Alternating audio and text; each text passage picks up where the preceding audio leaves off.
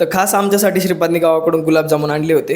नाही नाही नाही त्याच्यासाठी आणले होते, पण आम्हाला दिसले मग आम्ही ढापले.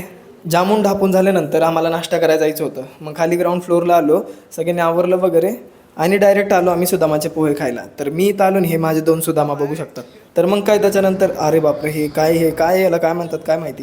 त्याच्यानंतर पोहे वगैरे मागवले आम्ही आणि मग पुन्हा तुमचा भावावरून झाला आहे आज आम्हाला जायचं आहे भोसरीला. तर मी आणि श्रीपाद दोघं सोबतच जाणार येतं, कारण कॉमन कॉल येतं हा हे बेरोजगाराचं आहेत, हे असेच बसणार आहेत हे लोक इथं. मग पेट्रोल वगैरे भरलं गाडीमध्ये आणि त्याच्यानंतर आता नाशिक फाटा तर माझा रोजच झाला आहे असं. त्याच्यानंतर चहा वगैरे घ्यावा म्हटलं एका ठिकाणी थांबून. मग काय आम्ही पोचलो भोसरीमध्ये. पहिला कॉल आम्हाला संग्राम मंगळूरकरचा करायचा होता. त्याच्यानंतर मग माझा दुसरा एक कलिग होता, म्हणजे तो माझा फ्रेंडच आहे भाई. मग पुन्हा आम्ही पाटील हॉस्पिटलला आलो, इथं एवढी गर्दी म्हणून म्हटलं चला दुसरे कॉल करावं. त्याच्यानंतर मग आम्ही तिघं पण मिळून आलो अकॉर्डला.